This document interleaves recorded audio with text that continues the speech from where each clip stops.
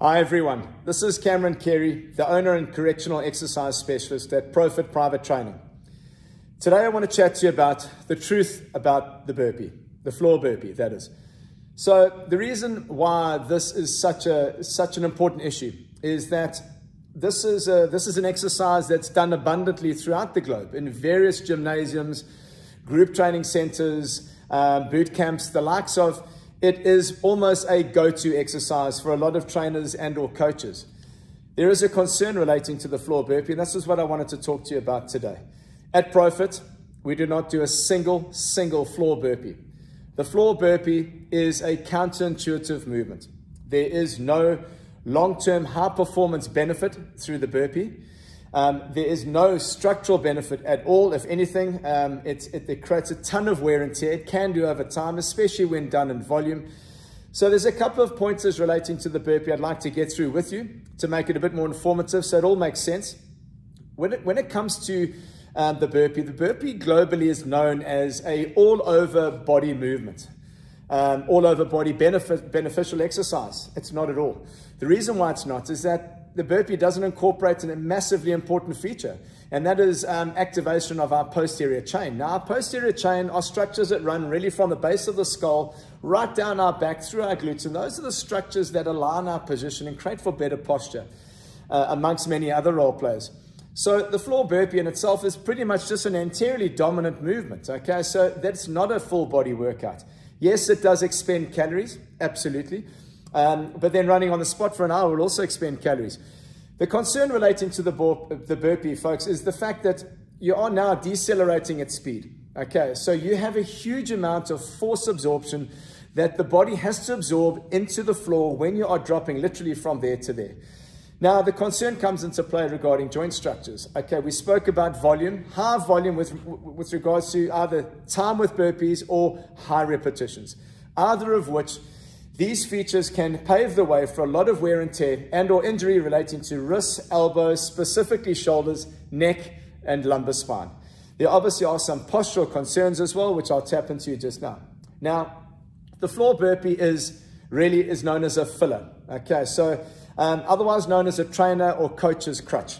When a fitness institution or a trainer for that matter needs to fill a workout and he or she feels like that individual hasn't expended enough energy, what do? They just resort straight to the floor burpees. Everyone's doing this. They're doing it at high volume, and the clients feel like they've gained the burn and the benefits through high expenditure, and obviously the fitness coaches or trainers feel like they've done their job and they've actually now pushed their clients right to the nth degree. Now, the concern with the burpee is that most people are doing it, like I mentioned earlier, in high volume. Now, the concern related to that is that when there's high volume, you cannot manage form throughout an exercise, number one. Number two is that the clients are pretty much in survival mode in order to try get through whatever time or rep requirements is set for them. They just simply want to make it to the checkered flag in order to complete exactly what's been requested of them. Then they feel like they've done their job and they've achieved it. Now, like I mentioned earlier, it's a filler. So it basically resorts to a trainer's crutch. When an individual doesn't have the capability of correct programming, understanding more beneficial exercises to put in place of the likes of structural wear and tear that burpees can create, well, what do? They end up resorting back to the go-to exercise. So we spoke about the structural related concerns. Now, outside of the structural related concerns, you've also got postural related concerns. So if you're a person that actually has a huge amount of time spent desk bound, okay, so you're sitting at a desk or you're driving a car or you're doing both, you're sitting in meetings a hell of a lot. We obviously tighten up our hip flexors a ton by the fact that we're just simply sitting in a high degree of hip flexion, okay, so we know that is the case. The concern with relating to the burpee is that when you come down to the bottom end range of that movement, so you literally are close to the floor, there's 0.0% chance of you utilizing your core effectively in order to prevent spinal suspension, so that massive decompression of the back, okay? It's near impossible, number one. And as a result, we end up loading up our hip flexors, and when we load up our hip flexors, they become tighter. Now, they're tight already from either be it desk-bound positioning or just tight just due to our lifestyle-related habits. Now we make them tighter. We make the hip flexors tighter. That creates more of an anterior pelvic tilt, creates more back arch, creates more, as a result, forward head lean and curvature of the mid-back. So you end up resulting in the fact that you have this excessive lumbar lordosis of the lower back, the excessive cervical lordosis of the neck, and this thoracic kyphosis of the mid-back. So you're taking your spine literally from a J-shaped curve, which is more ideal for all of us, into more of an S-shaped curve. So you've got these high degrees of curvature, which does what? That places more loading on discs. It creates a ton of joint restriction as a result, and a lot of discomfort and pain that people end up living with on an ongoing basis. So can the burpee create that if done in high volume? Absolutely. So, this is just a transparent presentation that I feel is really necessary for people to understand the reasons why this is a movement that should not be prescribed. There are far more better exercises to do and safely done in order to achieve the output that a burpee can achieve, but with less structural related risk, okay, and better core activation throughout the movement. You have what is known as better joint congruency, so your joints are communicating with each other more effectively, and you've got better muscle recruitment.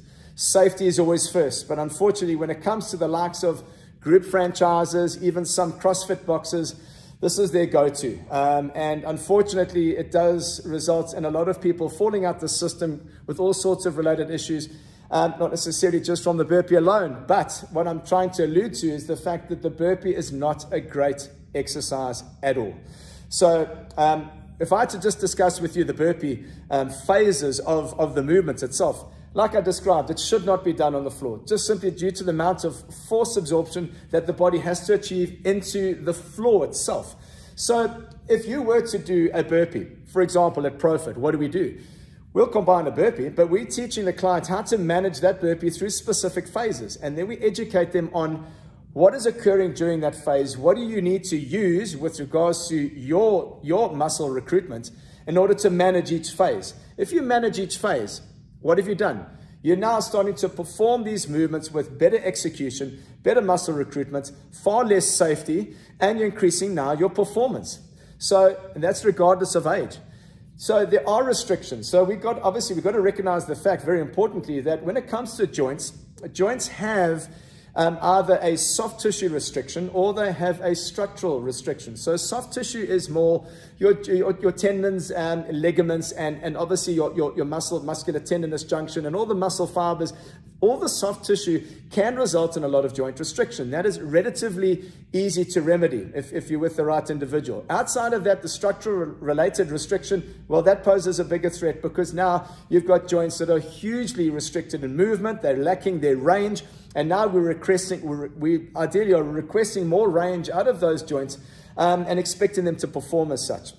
So now, if I had to just take you into the burpee, for example, if you were to come to me, would we do a burpee? Quite possibly. But you may not do it now. You may need to do it later because there's a whole lot of boxes we need to tick in order to achieve it. Let me explain it to you. We never do a floor burpee, okay? So we understand that. So if we had to take a step, for example, now if I'm to show you now the burpee in itself, we need to respect the fact that we obviously are working in phases. What is that first phase? The first phase is now if I had to stand over a platform, I need to have enough external rotation through my hip joints for me to be able to sit back into my hips, into my pelvis, okay, and drop my hands down to this platform. So now I'm elevated off the floor, all right. Now, if I don't have that joint availability, if I don't have that joint range, my back will compensate immediately. Number one, so I'm going to have a massive arch in my back in order to try to find that range in the hips. I may have a little bit more of knee valgus, which is where my knees start to cave in order to try and accommodate the depth into the hips because I can't find it here. If I can't manage that, do I hit the first phase? Not at all. You're not ready for that. So that's step number one.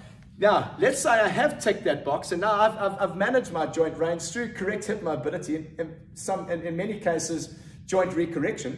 Once I've achieved that now, I need to be able to load the step underneath my shoulders, okay, and have enough shoulder stability to go into second phase. Now, the second phase now requires me to be able to extend back, jump back, and request my core, my entire core units, my intrinsic and extrinsic core units, remember there's two areas to the core, to fire up very quickly in order to manage that extended position, which looks like this. So if my hands are down, I'm sitting into my hips, I've got my knees aligned with my toes, my big toe is down, okay, my neck is aligned with my spine. As I jump back, bang, my legs are locked out, my glutes are on, I'm pushing the step through the floor, all right, and I'm engaging my core. Now, that is a safely set position. Now, that's number one. Now, if I don't have enough core control to be able to manage that position, my back is going to suspend immediately as I drop. If I don't have enough core control, I'll never be able to fire up my glutes and my core in order to capture that very movement on extension. What will happen? My body will travel back. I'll compensate by pushing away and try and find that space. What is that doing? That's adversely loading my neck and my shoulders. All right, now that's obviously the second phase, but now we need to bring the whole movement back up to position. In order to find that, I now need to be able to generate constructive hip flexion on both hips. Remember, hip flexors, if they are particularly tight, it doesn't mean that they're strong. They'll be weak. Therein lies the problem. So if we haven't strengthened the hip flexors, we are never able to generate this position and find the reset position immediately. Okay, I need to strengthen my hip flexors to be able to generate that. If I don't, I'm going to be landing, feet behind hands, rounding up my back. Okay, knees cave in, and there's my movement on the way up. What happens when we do this on the floor? Well, quite simply, when we come into that position, because we've got a lot more height to try and generate, we end up pushing a lot with our shoulders, and we internally rotate and collapse our shoulders into position to push our pelvis up. We shouldn't need to do that. What does that do? That creates a ton of internal rotation and closing the space inside the capsule of the shoulder, basically. It's going to create a huge amount of shoulder and neck tension, despite obviously all the joint-related concerns relating to the shoulder and the neck. And we find ourselves in terribly awkward positions through phases.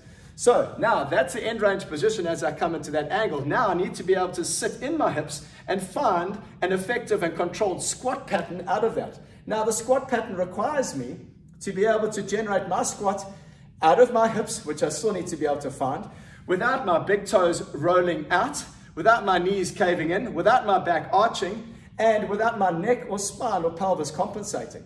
If that is the case, then I'm generating a safe squat.